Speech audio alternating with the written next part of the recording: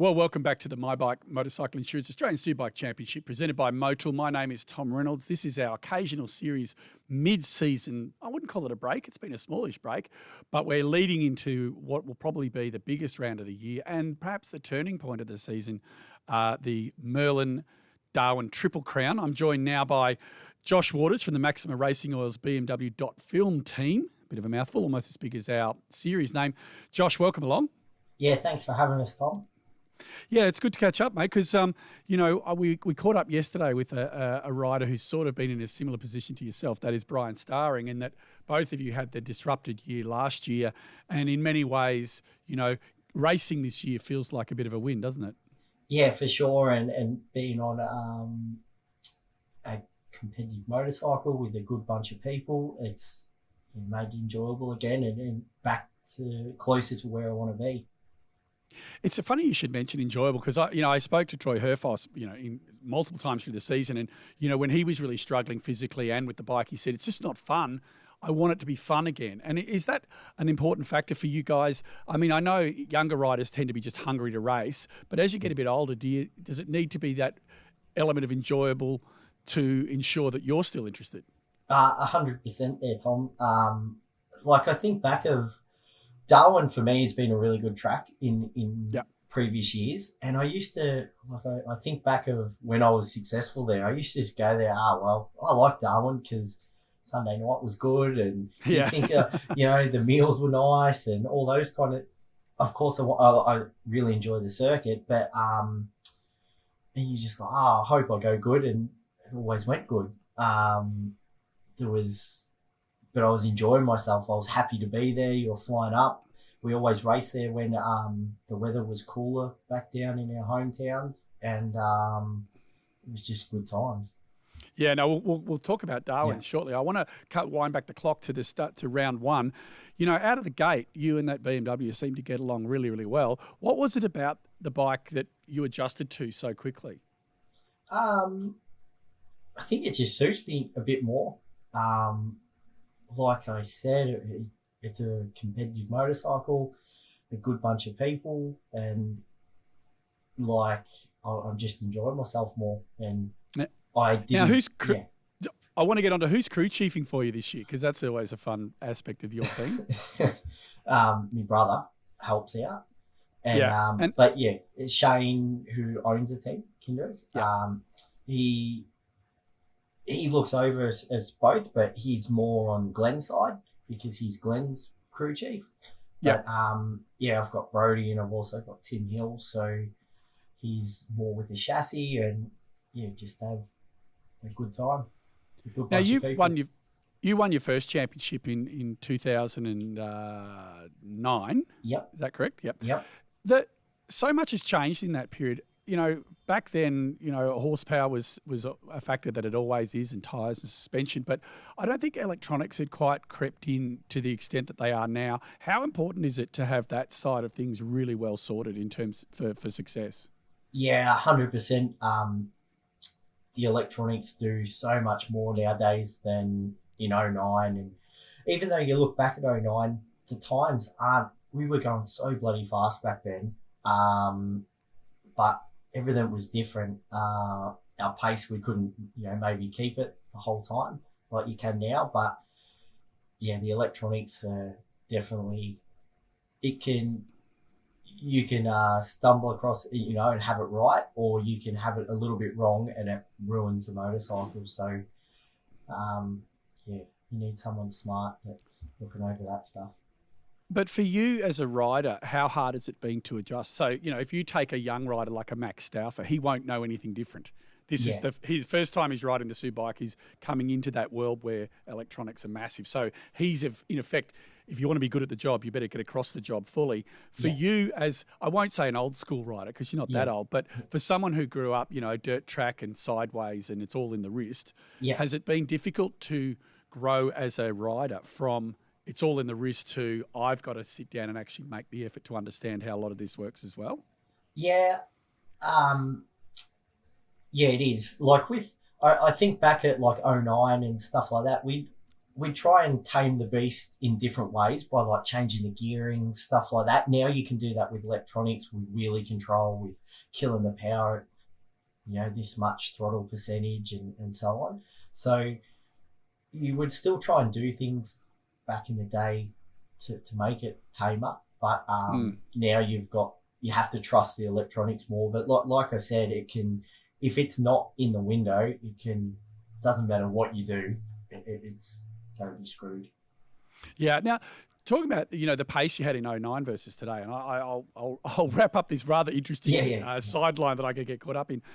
Back then, there were a lot more engine mods. Today, you're running pretty close to stock within the bounds of that. What's got more horsepower? I think the bikes nowadays do. Back in the day, like in 09, the tyre, there was some material in the tyre that they're not allowed to use anymore, but it gave the tyres a lot of grip. That was a big thing, I think, why the times were so fast.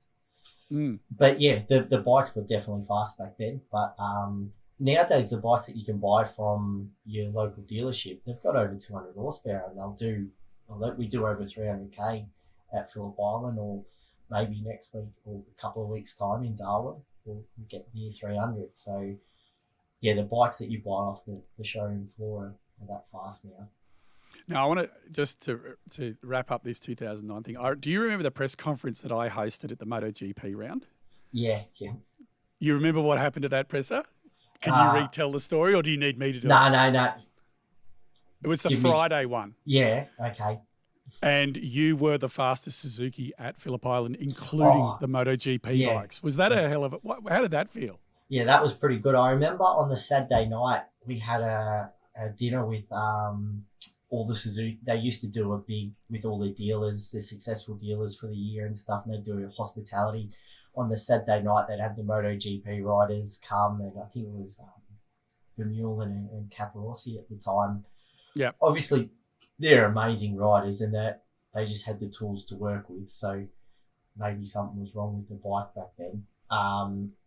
But yeah, I remember Paul Denning saying that, bloody, Josh, we're riding superbikes, but they were basically like super stock. We didn't have different outside forks or brakes or wheels and stuff like that. And we would have qualified, myself and Wayne Max, we would have qualified 10th and 11th on the MotoGP grid. And he's like, far out, we've got some work to do, blah, blah, blah. And, well, it was a pretty amazing time, because now the gap is just ridiculous. Insurmountably big. I did notice the other day, though, that Maxwell at the island earlier this year lapped faster in the race than Rossi did when the first year of MotoGP. Yeah. So you guys collectively are faster than the first generation of MotoGP bikes. And when we think about them, they were not lacking in any way. It's just amazing how far the technology's come. Today on the BMW, and we talked about the electronics and so on, but to you, racing with this team, what difference does it make in terms of, like, how do you feel about how progressing the bike? Because, I heard Maxwell, actually one of the other riders, saying at the last round, they felt that you guys had moved forward but had now stopped. Where's the development going to come out of it for the rest of the year for you to take that extra step?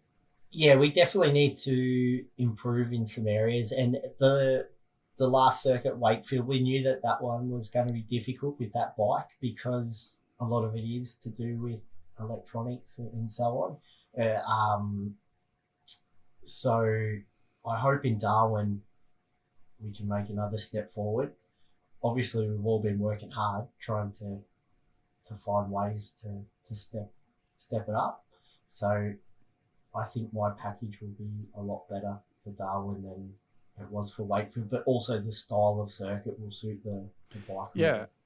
Yeah, I was going to say, and the final round last year, Glenn Allerton was the only person in race 2, including Jack Miller and everybody else who turned up, who was actually able to set after Maxwell. Yeah. And I'm not sure about how the circuit is, but that long straight with some technical bits is not unlike Darwin, even though they're opposite direction circuits. Yeah. That long straight combined with some technical areas, does that sort of give you some hope that, like I said, Glenn was literally the only one who could set sail after Maxwell at the bend? Yeah, and we've got some upgrades with the bike, so... Yeah, I think the flowing nature. The bike, one of its great things, it's extremely light. It's on the weight limit, so that's a positive for us through the first section of the track, and it stops well and so on. So yeah, it's just a flowing circuit, and it'll be like Phillip Island. You know, the bike was really good there, so we just fingers crossed. Yeah, well, I don't think your team certainly knows what they're doing. The last thing I want to ask you about the BMW is winglets. Are they a thing? Do you notice them, or is it is it a bit of a fashion accessory still? No, I definitely noticed them. The first time at Phillip Island was a big one through the hay shed, which is the back of the circuit. It felt different. It wasn't a negative feeling. It wasn't a positive. It just felt different. So, and then when I had it explained to me why and so on, you have a little bit more trust. But yeah, the feeling was different. But I think hopefully in Darwin they help us. Yeah, well, I mean, obviously, huge long straight there into that turn one. You know, it's a horsepower and handling circuit. So, like you said, it feels like you'll be well suited. It would be like Maverick there. Just cut through the air. No spoilers, please. Yeah. Not everybody's seen it yet. The other thing I want to ask you, Josh, you know, early in the year, you looked, you know, the typical thing, go to a new team, how's he going to go? Oh, he goes quite well. Definitely contending. Now just dropping back a fraction, you know, from outside the top three in the championship. Obviously, the goal would be inside that top three and challenging. Do you think that that's possible, or do you feel like, you know, at the moment you are where you are for a good reason?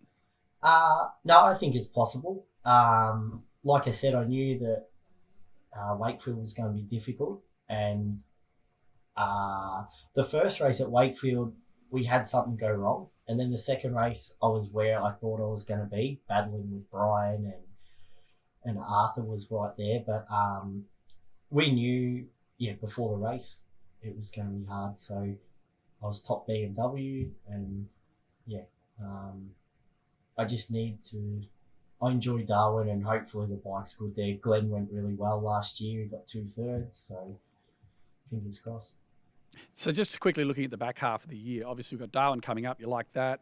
Morgan Park. What are your thoughts there? Just your quick thoughts on Morgan Park for the BMW. It's Morgan Park. Yeah. Not for better give too much away. Doesn't have much going for it, but I don't think we should race there, but it is what it is.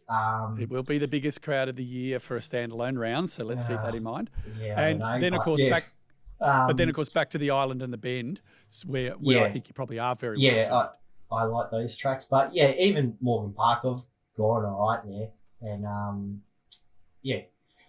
see what it's like. Morgan Park would be harder than Phillip Island and Taylor Bend, though, for the BMW. But hopefully with the improvements that we can make in Darwin, it'll help for Morgan Park. All right. Well, we'll look forward to seeing how you go in the back half of the season. Josh, thanks for dropping by. Cool. No, thanks heaps.